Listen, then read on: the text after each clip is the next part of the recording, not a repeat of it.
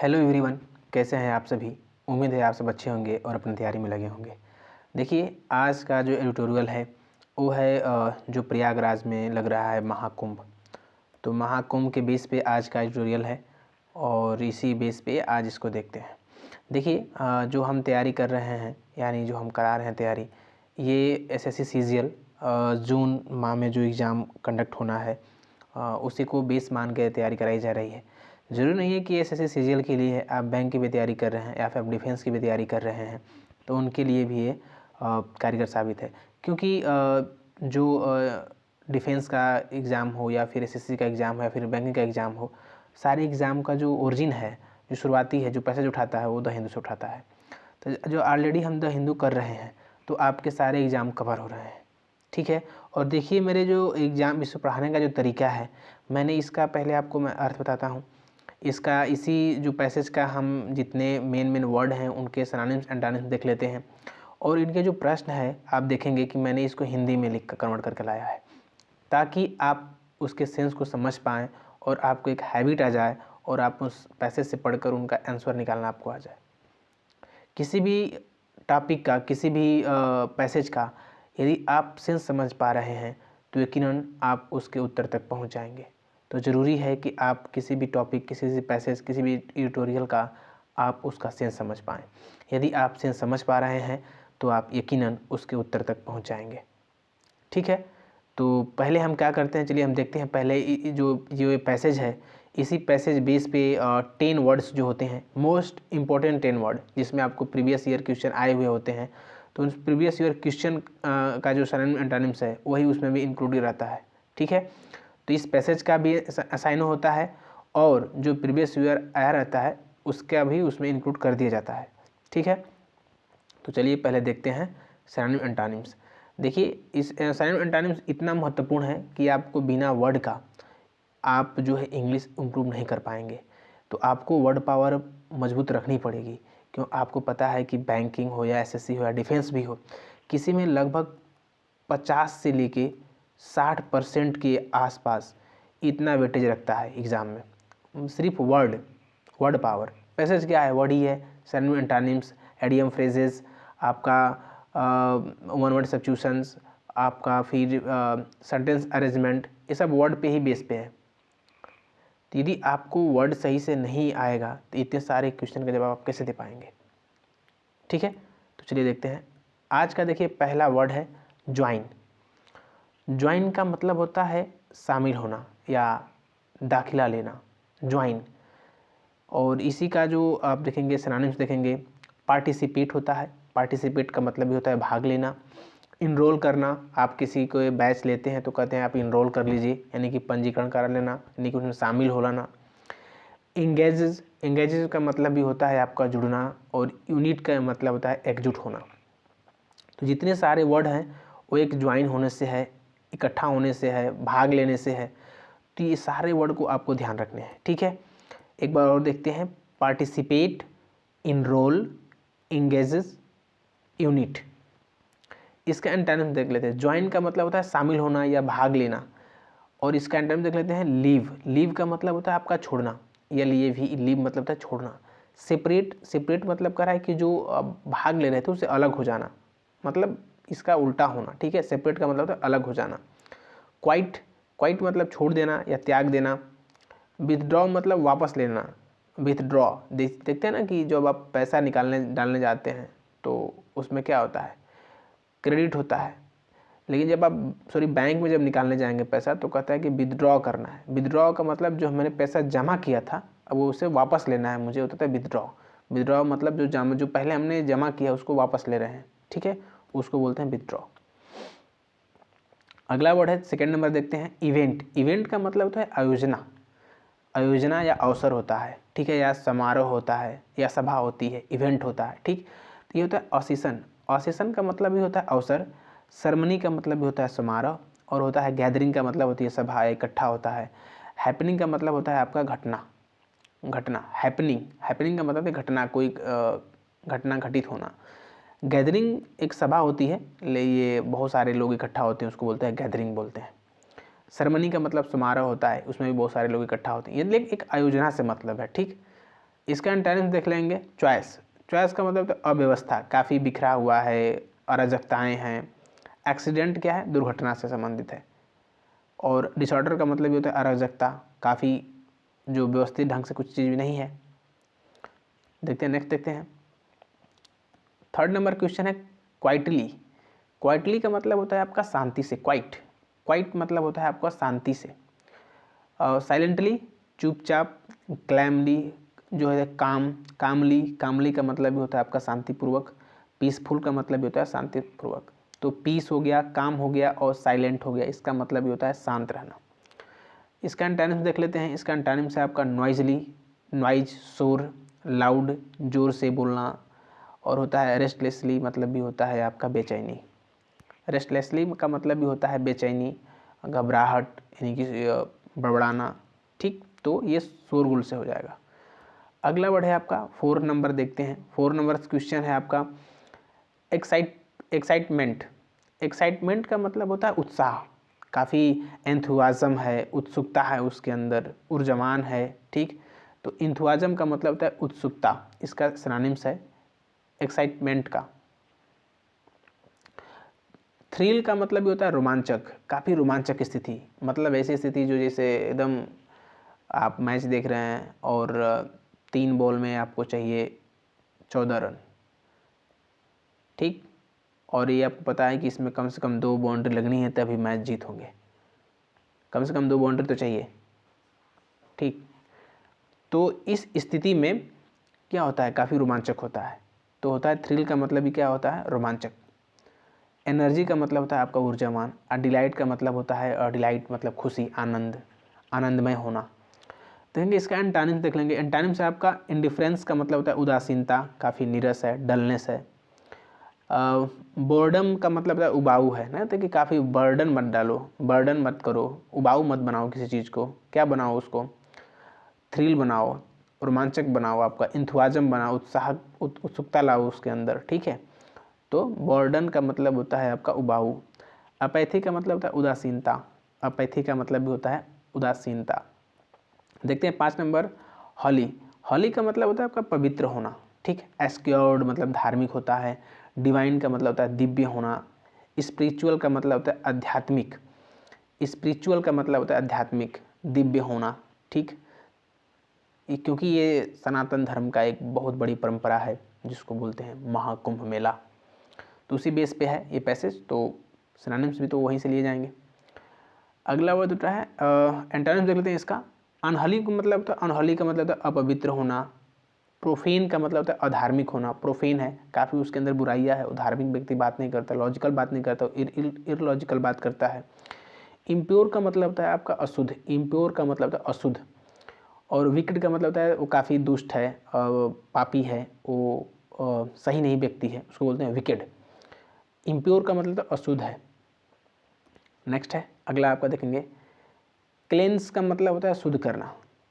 Cleanse का मतलब होता है आपका शुद्ध करना, प्यूरीफाई करना। प्यूरीफाई का मतलब शुद्धता से, मतलब शुद्ध करना किसी चीज़ को जो दूषित हो गई उसको शुद्ध करना, प्यूरीफाई करना। वाश मतलब होता है कपड़े गंदे होते हैं धोना, वाश करना।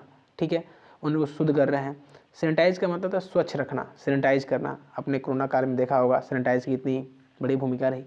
सैनिटाइज का मतलब होता है स्वच्छ रखना। होता है रिफाइन, रिफाइन का मतलब होता है आपका परिष्कृत करना। रिफाइन, रिफाइन का मतलब होता है दोबारा से उसमें मतलब जो भी गंदगी होगी साफ़ कर देना, तो रिफाइन करना। ठीक, एंटोनिम्स देख लेते हैं इसका। पेलूट, पेलूट का मतलब होता है पलूट, पोलूट। पोलूट का मतलब होता है आपका प्रदूषित होना या फिर गंदा हो जाना, दूषित हो जाना। ठीक है, तो ये होता है आपका पलूट। एक होता है कंटामिनेट का मतलब ये होता है प्रदूषित होना। कंटामिनेट, कंटामिनेट का मतलब ये होता है दूषित होना। जो वायु क्या है वो पलूट हो रही है, लेकिन जो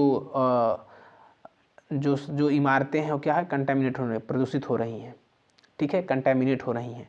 डर्टी का मतलब होता है गंदा, काफ़ी क्या बोलते हैं अनप्लीजेंट थिंग्स या अनप्लीजेंट प्लेस हो जाएगा, तो उसको बोलते हैं डर्टी, मतलब गंदा, गंदा।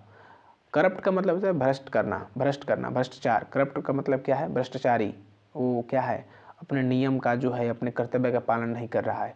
करप्ट का मतलब भी होता है कि वो अपने नियम का पालन नहीं कर रहा है, ईमानदारी से अपने नियम का पालन नहीं कर रहा है, उसको बोलते हैं करप्ट। नेक्स्ट अगला वर्ड है आपका पिलग्रिम्स। पिलग्रिम्स का मतलब होता है आपका तीर्थ यात्रा, एक धार्मिक यात्रा, एक यात्रा तो करना लेकिन एक धार्मिक यात्रा, एक भगवान के प्रति, एक श्रद्धा के प्रति कहीं जाना, श्रद्धालु बन के जाना, ठीक है। तो पिलग्रिज्म का मतलब होता है आपका तीर्थ यात्रा। जर्नी का मतलब होता है आपका यात्रा करना, जर्नी एक नॉर्मल शब्द है, आप यात्रा कर सकते हैं। स्पिरिचुअल टूर का मतलब होता है धार्मिक यात्रा, जहाँ संत महात्मा लोग जा रहे हैं, उसको बोलते हैं स्पिरिचुअल टूर। क्वेस्ट का मतलब होती है खोज, ये भी एक यात्रा होती है, लेकिन किसी की खोज है, शांति की खोज है, किसी प्लेस की खोज है, किसी जगह की खोज है, तो वो तो क्वेस्ट। क्वेस्ट का मतलब होती है खोज। एक्सपेंडिशन का मतलब होता है अभियान, एक्सपेंडिशन। एक्सपेंडिशन का मतलब होता है अभियान करना, ठीक है, किसी जागरूक करना किसी चीज़ के लेके अब मुहिम चलाना, तो एक्सपेंडिशन होता है, ठीक। इसका एंटोनिम्स देख लेते हैं। इसका एंटोनिम्स है आपका स्कूलर ट्रिप, संसारिक यात्रा। स्कूलर ट्रिप का मतलब होता है संसारिक यात्रा। आप स्पिरिचुअल की यात्रा नहीं कर रहे हैं, आप धार्मिक यात्रा नहीं कर रहे हैं, आप संसारिक यात्रा कर रहे हैं, मोह माया वाली यात्रा कर रहे हैं, ठीक। वेकेशन का मतलब होती है छुट्टियाँ, छुट्टी मनाना, छुट्टियाँ होती हैं, वेकेशन खाली होता है। वंडर का मतलब होता है भटकना, आप यात्रा नहीं कर रहे हैं, आप तो इधर उधर भटक रहे हैं, तो वंडर है। और नेक्स्ट है अगला वर्ड है 8 नंबर क्वेश्चन है, 8 नंबर है आपका रेयर। रेयर का मतलब होता है दुर्लभ, ऐसी चीज़ें जो कम पाई जाती हैं, कहीं कहीं मिलती हैं, उसको बोलते हैं रेयर। अनकॉमन होना मतलब काफ़ी असामान्य है, मतलब वो हर जगह उपलब्ध नहीं है, वो काफ़ी असामान्य, बहुत कम मिलती हैं, अनकॉमन है। यूनिक का मतलब होता है आपका अद्वितीय, यूनिक है, काफ़ी अद्वितीय है। एक्सेप्शनल का मतलब होता है असाधारण, एक्सेप्शनल का मतलब होता है असाधारण है, ठीक है, वो नियम पे नहीं आता है, वो उसका एक अलग ही नियम है, असाधारण है, ठीक। एस्केयर का मतलब होता है दुर्लभ, एस्केयर्स का मतलब होता है दुर्लभ है, काफ़ी बहुत कम मात्रा में इस पृथ्वी पे अवेलेबल है। एंटोनिम्स का मतलब देखेंगे, इसका एंटोनिम्स क्या होता है, कॉमन सामान्य है, हर जगह उपलब्ध है। फ्रिक्वेंटली है, वो बार बार है, हर जगह मिल जाता है। एबुडेंट का मतलब प्रचुर मात्रा में है। ऑर्डिनरी मतलब सामान्य है, सिंपल है, ठीक है, वो कोई दुर्लभ नहीं है, वो हर जगह अवेलेबल है, ऑर्डिनरी है। एबुडेंट का मतलब होता है प्रचुर मात्रा में, ठीक। तो ये देख लिया हमने 8 नंबर क्वेश्चन। 9 नंबर देखते हैं। 9 नंबर है एलिगमेंट। एलाइनमेंट का मतलब होता है संरेखण, एक ही रेखा में होना या एक व्यवस्थित ढंग से होना, उसको बोलते हैं एलाइनमेंट। होता है ऑर्डर का मतलब होता है क्रम में होना, मतलब एक सिस्टमेटिक ढंग से होना। अरेंजमेंट का मतलब होता है एक व्यवस्था के थ्रू बैठाना, अरेंज करना। हार्मनी का मतलब होता है सामंजस्य बैठाना, हार्मनी का मतलब होता है एक दूसरे के प्रति सामंजस्य बैठाना। कोऑर्डिनेशन का मतलब होता है समन्वय करना, कोऑर्डिनेशन का मतलब होता है एक दूसरे के बीच इतना समन्वय है कि वो कोई काम क्या करते हैं अपने संरेखी के रूप में करते हैं। तो कोऑर्डिनेशन का मतलब होता है समन्वय बैठाना, एक दूसरे के बीच को बात को समझना, ठीक है, एक सटीक वे में अपना काम करना। इस तरह से देखते हैं। आपका एंटोनिम्स देख लेते हैं। इसका एंटोनिम्स हो जाएगा आपका डिसररी। डिसररी मतलब डिसरे, अव्यवस्था। डिसऑर्डर का मतलब होता है अराजकता, डिसऑर्डर मतलब एक सुटेबल तरीके से कुछ चीज़ें नहीं हैं, काफ़ी बिखरा पड़ा हुआ है, अराजकताएँ हैं। अराजकता का मतलब ये भी होता है कि काफ़ी लोग जो हैं अपने आप में द्वेष में एक दूसरे को गाली गलौज मारपीट कर, वो थी एक अराजकता। चॉइस का मतलब होता है अव्यवस्था। और कन्फ्लिक्ट का मतलब होता है विरोधाभास। कन्फ्लिक्ट का मतलब होता है कि किसी चीज़ को सहमत कोई लोग नहीं है, विरोध में आ गए हैं, उसको बोलते हैं कन्फ्लिक्ट, विरोधाभास होता है। नेक्स्ट देखें और लास्ट वाला आज का है कांग्रेशन। कांग्रेशन का मतलब होता है सभा। सभा होती है लेकिन क्या है, एक कैसी सभा है, ये एक धार्मिक सभा है, ठीक है, सभा तो है लेकिन कैसी है, धार्मिक सभा। कांग्रेशन का मतलब होता है धार्मिक सभा, धार्मिक सभा। तो ये होता है गैदरिंग का मतलब एकत्रीकरण, इकट्ठा तो है गैदरिंग, लेकिन उस इकट्ठा होता है, सभा तो होती है गैदरिंग का मतलब, लेकिन एक कैसे सभा है ये आप नहीं कह सकते, गैदरिंग है। असेंबली का मतलब भी होता है सभा, ठीक। और मीटिंग का मतलब होती है बैठक, और क्राउड का मतलब होती है भीड़, गैदरिंग का मतलब होता है इकट्ठा। लेकिन कांग्रेसन का मतलब होता है एक धार्मिक सभा, जो लोग आए हैं वो धर्म को लेके आए हैं, धर्म के नाम पे आए हैं, उसको बोलते हैं कांग्रेसन। अगला इसका एंटोनिम्स देख लेते हैं। इसका एंटोनिम्स है आपका डिस्प्रेशन। डिस्प्रेशन का मतलब होता है आपका विखंडन होना, काफ़ी अलग अलग होना, एक ना हो जाना। सेपरेशन का मतलब होता है विभाजन कर लेना, जो यूनिटी थी अपने आपस में विभाजन हो गई। इसोलेशन का मतलब होता है अलगाव, नहीं होता आइसोलेशन कर दीजिए, आइसोलेशन में उसको डाल दिया, अलगाव कर दिया, उसको सारे मुख्य धारा से क्या कर दिया, काट दिया, उसको अलग कर दिया है, तो आइसोलेशन हो गया। ऑब्सेंस का मतलब होता है अनुपस्थिति, भाई वहाँ भीड़ में तो था ही नहीं, वो तो अकेले था, अब्सेंट था, वहाँ पे नहीं था, उसको बोलते हैं ऑब्सेंस। ऑब्सेंस का मतलब होता है अनुपस्थिति। तो इस तरह से देखिए हमने देख लिए आपके 10 वर्ड, और अगर आप ध्यान दिए होंगे तो हमने क्या किया, 10 गो तो वो वर्ड थे जिनके हमने साइन एंटोनिम्स बताए, प्लस में ये अगर आप देखेंगे तो 4 साइनों, कम से कम 4 साइनों हैं, और एंटोनिम्स भी कम से कम 4 हैं। तो टोटल कितने वर्ड हो जाएंगे, ये तो 8 हो जाएंगे, और इसे 10 कराए मैंने, तो टोटल आप कितने हो गए, 80 वर्ड, आपके 80 वर्ड करा दिए। तो इस तरह से आप लगभग 10 से 15 मिनट में अगर आप 80 वर्ड यदि आप सीख रहे हैं, याद कर रहे हैं, एक बार देख रहे हैं, तो धीरे धीरे आपकी इंग्लिश इंप्रूव हो जाएगी। ये वर्ड जो हैं आप रट्टा नहीं मार सकते, इन्हें हर बार देखना पड़ेगा, तभी जाके लर्न होते हैं। या फिर आप ये कंटिन्यू आप जारी रखिए, वीडियो देखते रहिए, आपका आप ऑटोमेटिक बार बार ये वर्ड आएगा और आपसे ऑटोमेटिक याद हो जाएगा। तो चलिए चलते हैं पैसेज पे, और पैसेज पे देखते हैं और पैसेज को पढ़ते हैं और उसको समझने का प्रयास करते हैं। यदि आप पैसेज उन वर्डों को ध्यान में आप रखेंगे तो पैसेज का अर्थ जो है आसानी से आप समझ पाएंगे, और इसके द्वारा पूछे गए प्रश्नों का जवाब भी दे पाएंगे। ठीक, तो देखते हैं द हिंदू का आज का जो है passage. Join us at the 2025 Mahakumbh Mela at the Prayagraj, an event that happens once 144 years।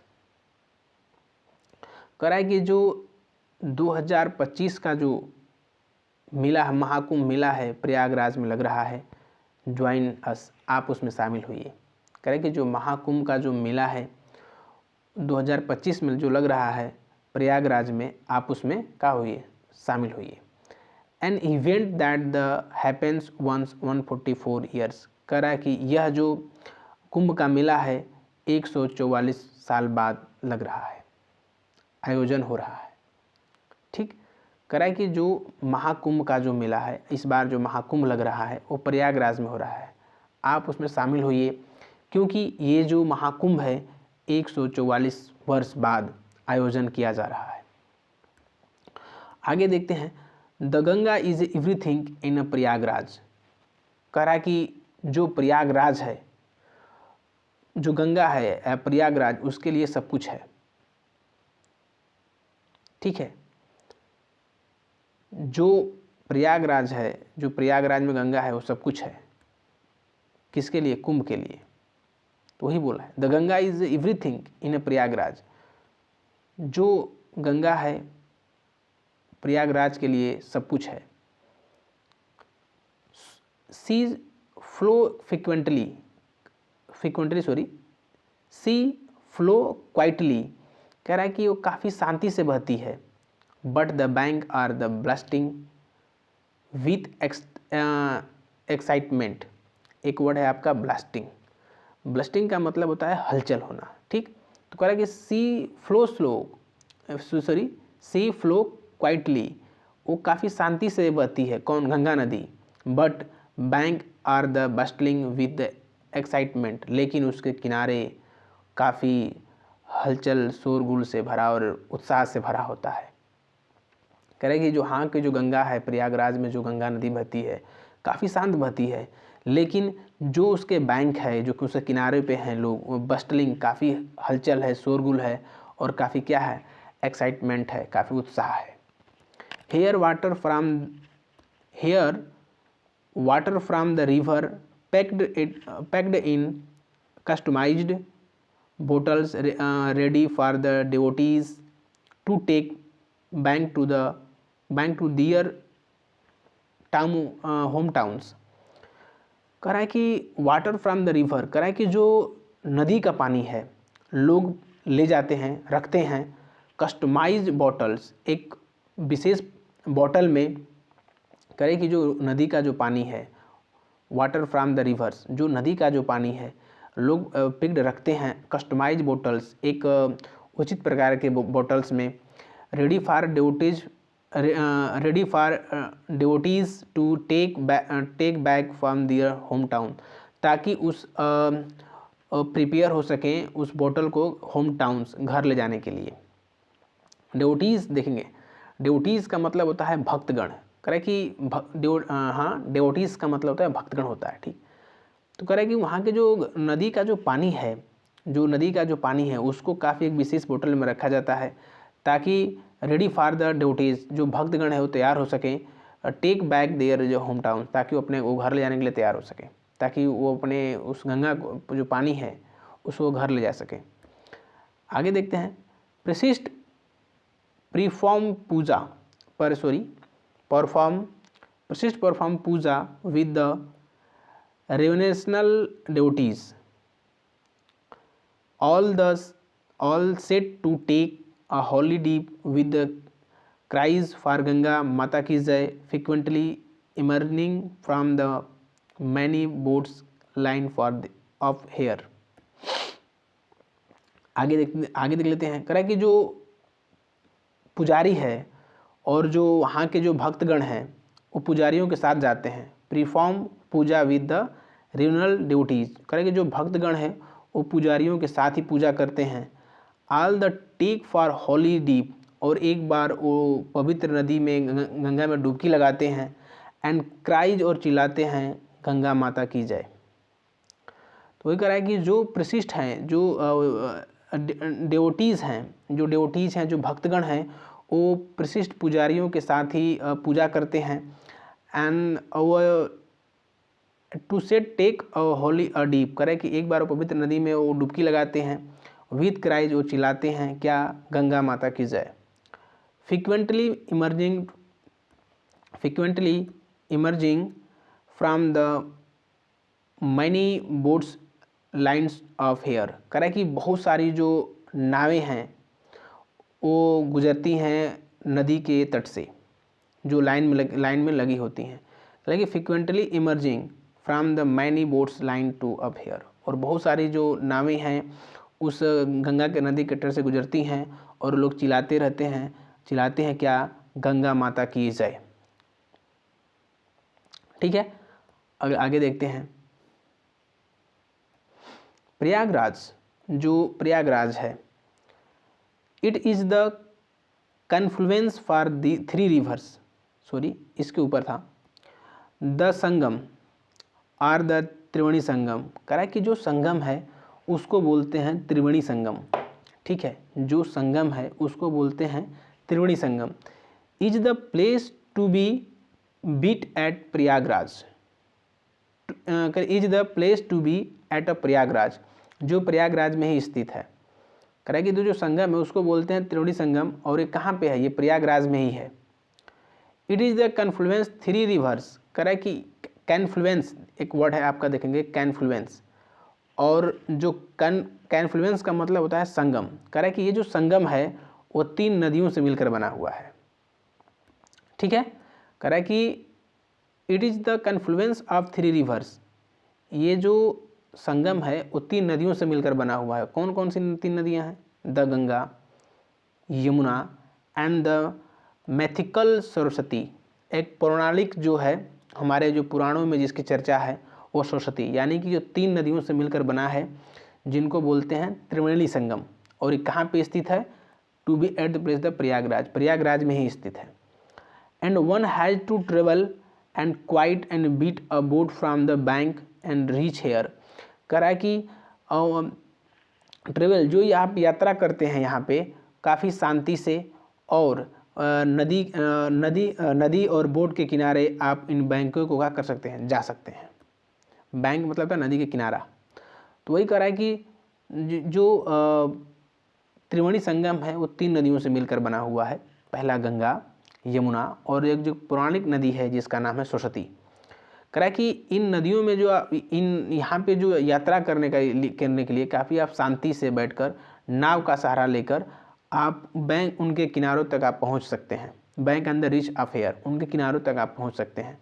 कह रहा है कि a deep fair is a sight to cleanse one soul and feel and free them for the from rebirth.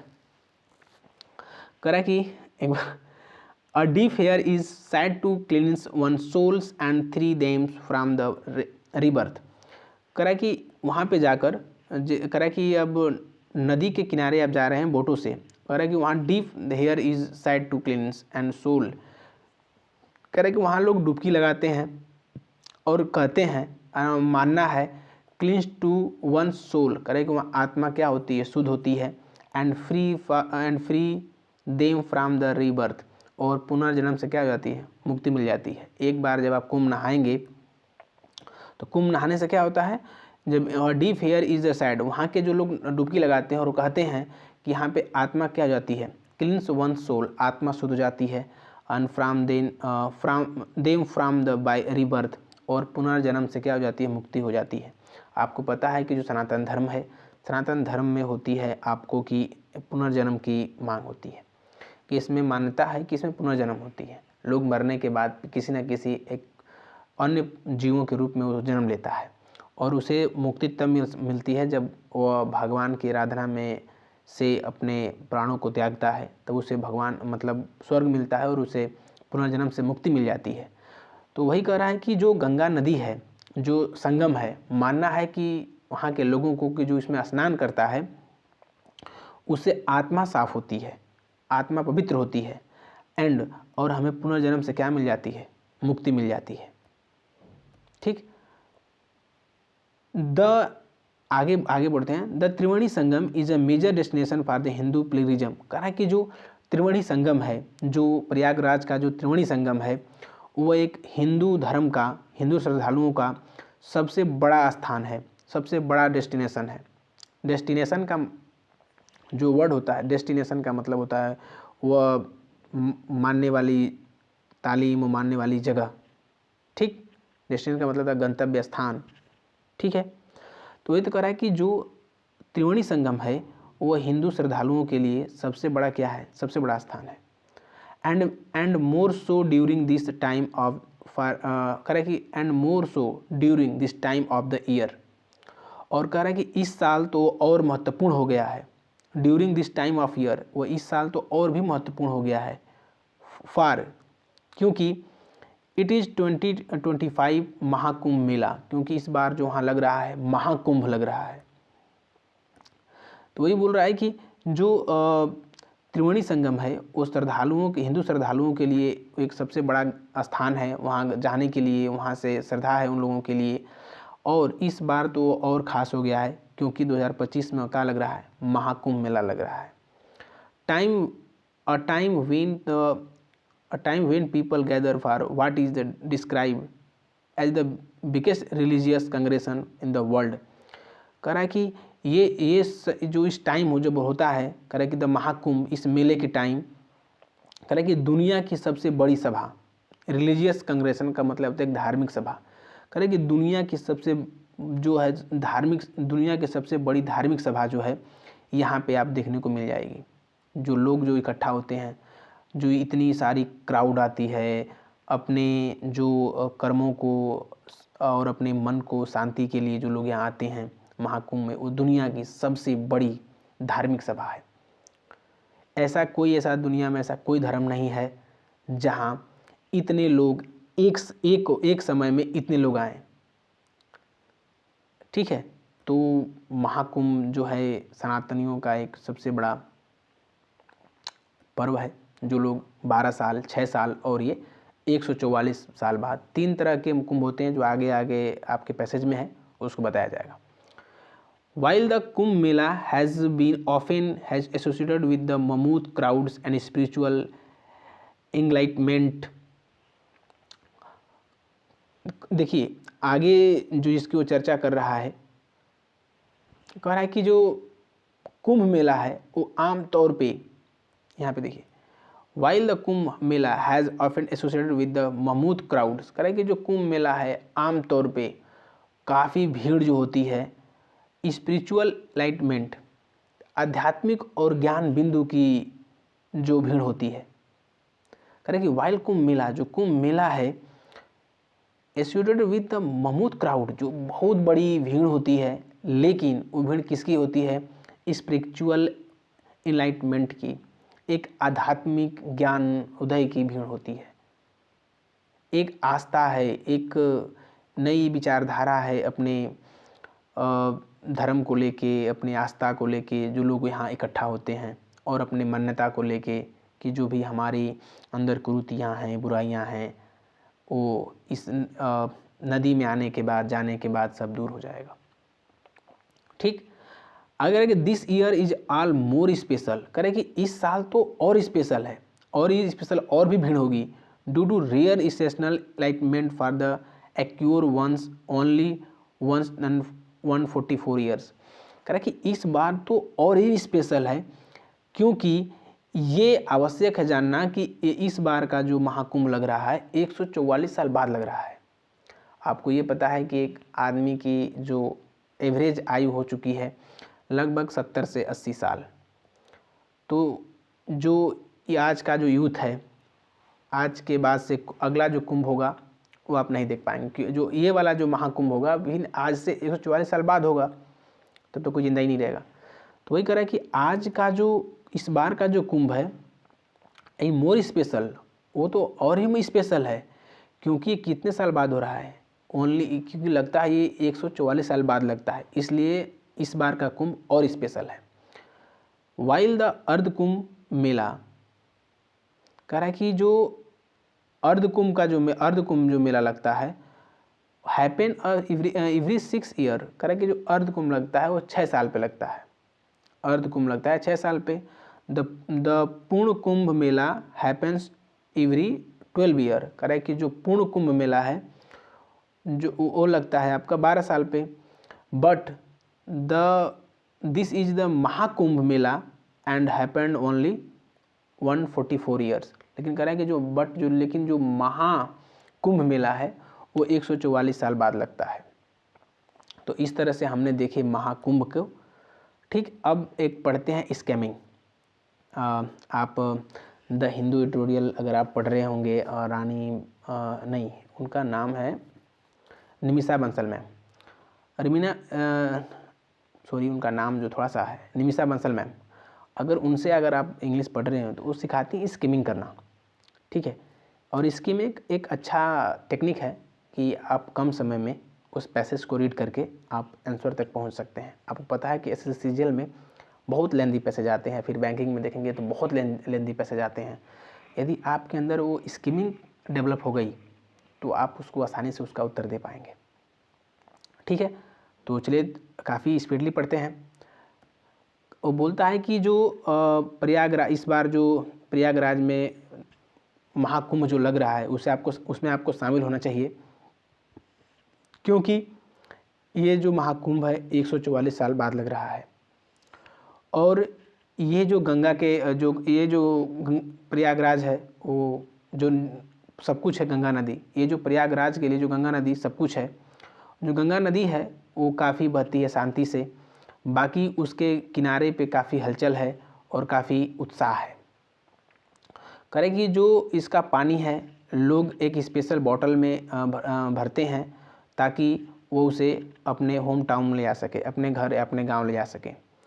करें कि यहाँ के जो श्रद्धालु हैं, डिवोटीज़ हैं, यहाँ जो भक्तगण हैं, वो यहाँ के पुजारियों के साथ पूजा करवाते हैं एंड गंगा में जो है डुबकी लगाते हैं, और उनका डुबकी लगाते हैं एंड क्राई चिल्लाते हैं गंगा माता की जय।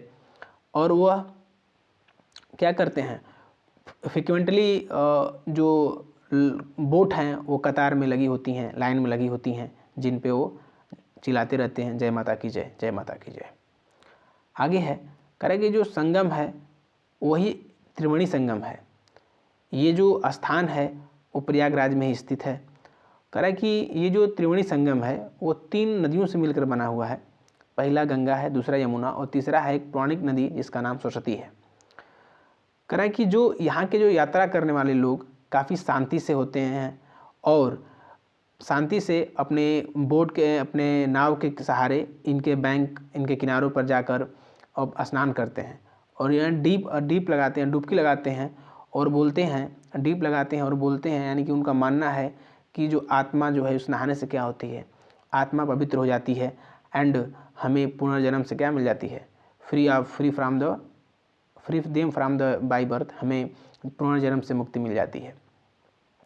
करें कि जो त्रिवेणी संगम है वो एक हिंदुओं का सबसे बड़ा क्या है, डेस्टिनेशन है, हिंदुओं का सबसे बड़ा डेस्टिनेशन है, क्योंकि आगे है more so during the time year this time year, और इस बार के लिए तो क्या है वो और भी खास है क्योंकि और भी भीड़ होने वाली है। ठीक, फॉर दिस इट मतलब जो 2025 में का जो महाकुंभ है वह लोगों के लिए क्या है, काफ़ी इस टाइम काफ़ी भीड़ है, गैदर होगी। Describe biggest and religious congregation from the world, क्योंकि ये जो महाकुंभ है, ये जो महाकुंभ है वो दुनिया का सबसे बड़ा धार्मिक आयोजन स्थल है। ठीक है, दुनिया में ऐसा बड़ा धार्मिक स्थल कोई नहीं होता है, धार्मिक आयोजन ऐसा कोई नहीं होता है। कह रहा है कि जब महाकुंभ जो है, ठीक है, ये एक काफ़ी बहुत बड़ी भीड़ है, जो संगठन है किसका है, स्पिरिचुअल का है, आध्यात्मिक है और ज्ञानोदय है, ज्ञान का जो है, ज्ञान वाले लोग आ रहे हैं यहाँ पे देखिएगा है इंलाइटमेंट। ठीक, इंलाइटमेंट का जो इसका हिंदी अर्थ होता है ज्ञानोदय, ज्ञान से भरा हुआ लोग।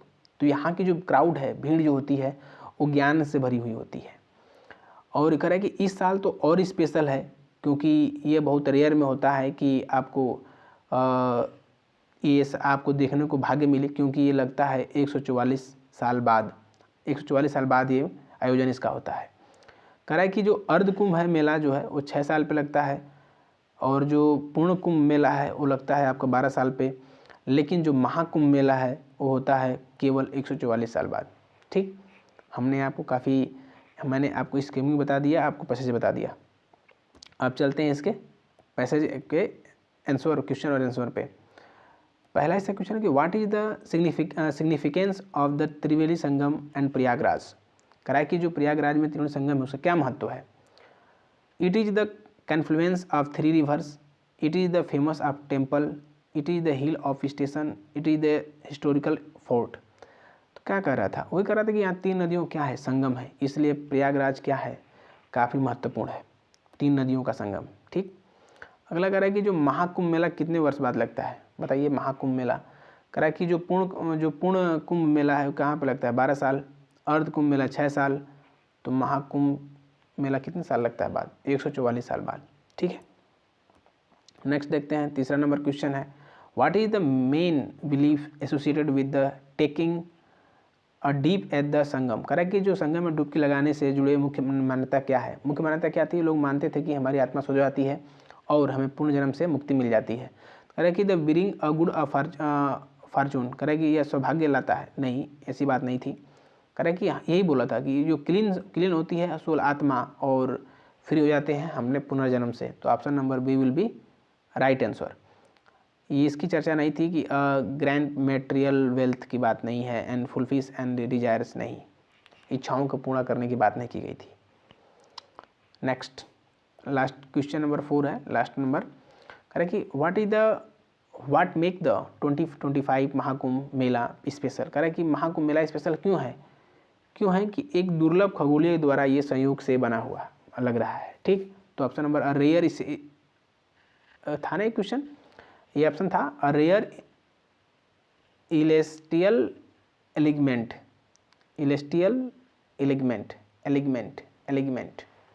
तो option number A will be right answer. ठीक है, एक दुर्लभ खगोलीय संयोग है जो इस बार का मेला लग रहा है और ये 144 वर्ष बाद लग रहा है।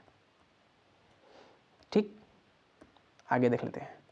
अब आपको ये पैसेज हो ही गया था, अब हम देखते हैं इसी वर्ड पे जो भी क्वेश्चन होते हैं। देखिए आपका सेंटेंस अरेंजमेंट है, मैंने ये जो सेंटेंस अरेंजमेंट है, यदि आपने द हिंदू का पैसेज पढ़ा है और उसका पैसेज का अर्थ आप समझ गए हैं तो इसका भी आप प्रश्न का भी उत्तर आप आसानी से दे पाएंगे।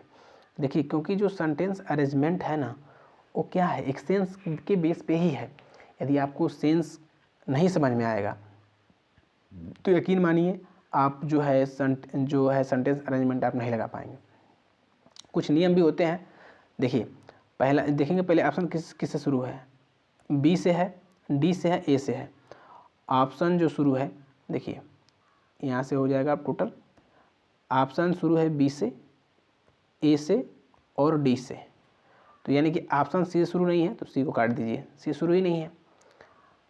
बी से शुरू है 2 बार, ए से शुरू है 1 बार और डी से शुरू है 1 बार। तो लगता है कि आपको चांस होना चाहिए कि बी से शुरू होना चाहिए, क्योंकि 50-50 हो गया ना, तो बी से होना चाहिए था। लेकिन हम डी देख लेते हैं और ए देख लेते हैं कि डी क्यों नहीं होना चाहिए। कारण कि it is a major destination in the Hindu pilgrim. कारण कि यह एक मेजर क्या है, डेस्टिनेशन है हिंदू भक्तों के लिए। कौन, इट इज़ ना, क्या है ये, एक प्रोनाउन है। इट इज़ क्या है, एक प्रोनाउन किस तरह यूज होता है ये। तो जब किसी के बारे में बात कर रहा है ना, जब किसी के बारे में बात कर रहा है तो इससे शुरू नहीं, कुछ पहले तो होगा ना जिसके बारे में बात कर रहा है, तो डी से शुरू नहीं होगा, तो डी को काट दीजिए, डी से शुरू ही नहीं होगा। आगे है, देखते हैं ए नंबर क्या है। करा कि अ डीप द त्रिवेणी संगम। करा कि जो त्रिवेणी संगम में जो डुबकी लगाते हैं और कहते हैं कि once clean soul and free them from birth, कि हमें पुनर्जन्म से मुक्ति मिल जाएगी। कहाँ पे बात कर रही है, किसके लिए बात की गई रही है, ये कुछ नहीं पता चल रहा है। तो हमें ए से भी शुरू नहीं हो सकता। अब देखते हैं, हमें कन्फर्म हुआ कि हमें शुरू किससे होना है, बी से शुरू होना है। तो बी से तो 2 बार शुरू है, तो पहले बी को पढ़ लेते हैं क्या है। द संगम आर त्रिवेणी। करें कि जो संगम है वो त्रिवेणी संगम है। देखिए डिटेल पता चल रहा है, जो संगम है वही क्या है, वही त्रिवेणी संगम है। The confluence for 3 reverse. जो संगम है वो बना हुआ है 3 नदियों से मिलकर बना हुआ है। कौन कौन सी है, the Ganga, Yamuna and Saraswati, mythical Saraswati. अब देखिए, ये तो पता होगा कि बी से शुरू हो गया है, ठीक। लेकिन बी से तो इसमें अब आगे डी आएगा तो सी आएगा, बी के बाद डी आएगा कि बी के बाद आपका सी आएगा, अब ये देखना है, ठीक। तो बी के बाद हम सी को पढ़ते हैं, बी के बाद सी को पढ़ते हैं, ठीक है, इसको काट देते हैं। बी के बाद पता होगा कि बी से शुरू है, बी के बाद पहले सी को पढ़ते हैं। तो कह रहा है कि जो 3 नदियाँ कौन कौन सी हैं, गंगा, यमुना और Saraswati. Devotees have to travel quite. कह रहा है कि यहाँ जो है यात्रा करना श्रद्धालुओं के लिए काफ़ी शांति है। कहाँ पे, देखिए ये जो लिंक नहीं हो पा रहा है। कह रहा है कि जो संगम है वही त्रिवेणी संगम है, इसमें 3 नदियों से मिलकर बना हुआ है ये, और फिर कह रहा है कि यात्रा, तो यही नहीं होगा, ठीक है, इसके बारे में नहीं बात है। ये डी नंबर देखते हैं। कह रहा है कि it is the major destination the Hindu pilgrim. कौन है जो हिंदुओं का सबसे बड़ा डेस्टिनेशन है, मेजर डेस्टिनेशन है, कौन, त्रिवेणी संगम। तो मिल गया, लिंक मिल गया, हमें लिंक मिल गया। तो बी के बाद क्या होगा, डी होगा। Special during the event like Mahakumbh Mela, ठीक है। तो बी के बाद क्या आना चाहिए, डी आना चाहिए। तो option number C will be right answer, ठीक। तो भाई पढ़ना पड़ता है और समझना पड़ता है, तब जाके आप इसका प्रश्न का PQRS का जवाब दे पाएंगे या सेंटेंस अरेंजमेंट का ध्यान और उसका आंसर दे पाएंगे। अगला देखते हैं, वन वर्ड क्या है। कह रहा है कि a person who travels who holy place further religious purpose. कह रहा है कि एक ऐसा व्यक्ति जो यात्रा करता है एक धार्मिक पर्पज से, ठीक है। अगर आप पढ़े होंगे तो आसानी से दे पाएंगे। टूरिस्ट का मतलब होता है पर्यटक, जो आप कुछ घूमने के लिए, कुछ देखने के लिए जाते हैं, ठीक है। लेकिन वंडरर का मतलब होता है घुमक्कड़ी, वो कहीं भी चला जाएगा। आप टूरिस्ट का मतलब होता है कि आप स्पेशल जगह जा रहे हैं कोई घूमने के लिए। वंडरर का मतलब घुमक्कड़ है, वो उसका कोई उद्देश्य नहीं है, बस वो घूमना चाहता है। एक होता है खानाबदोश, नोमेड का मतलब होता है आपका खानाबदोश, तो ये भी नहीं होना। पिलग्रिम का मतलब होता है पिलग्रिम का मतलब होता है आपका तीर्थ यात्रा, जो किसी धर्म को लेके, किसी आस्था को लेके जो यात्रा की जाती है उसको बोलते हैं पिलग्रिम। तो ऑप्शन नंबर क्या हो जाएगा, ए विल बी राइट आंसर, ठीक। अब देखते हैं आपका हो जाएगा एडियम फ्रेज। एडियम फ्रेज क्या है? एडियम फ्रेज है आज का बप्टिज्म बाय फायर। बप्टिज्म बाय फायर, ये आपको याद होना चाहिए, ये एक पूछा हुआ क्वेश्चन है। बप्टिज्म बाय फायर, इसका मतलब होता है आपका a difficult introduction to a new job for task. नए काम करने में क्या कठिनाई की शुरुआत करना पड़ता है, तो ये कह रहा है बप्टिज्म बाय फायर कि नए काम को शुरुआत करने में क्या होता है, मुश्किलें आती हैं। तो जिससे हमें भी मुश्किलें हैं कि पढ़ा रहे हैं तो थोड़ी सी जो है प्रॉब्लम्स ही हैं, उसे सॉर्ट आउट कर दी जाएगी। ऐसा नहीं है कि ज़्यादा देर तक प्रॉब्लम रहेगी, लेकिन प्रॉब्लम होती है। किसी भी आपको नया काम शुरुआत करेंगे तो उसमें आपको प्रॉब्लम्स आती ही हैं, तो डटे रहना है और उसको काफ़ी हिम्मत से सामना करना है और वो प्रॉब्लम सॉर्ट आउट हो जाती है। और कोई भी ऐसी समस्या नहीं है जिसका कोई सलूशन, जिसका कोई हल नहीं बना हो। हर एक समस्या का उसका हल होता है, बस हमें ढूंढना होता है कि उस समस्या का हल क्या हो सकता है। ठीक है, तो जितने हमने वर्ड पावर का जो क्वेश्चन आते हैं एसएससी, बैंक, रेलवे की एग्जामिनेशन में, मैंने ख़त्म कर दिया है। तो थैंक्स वाचिंग फॉर वीडियो। मिलेंगे ऐसे किसी अगले वीडियो में, तब तक देखते रहिए हमारा channel learn with English LPS। Thank you.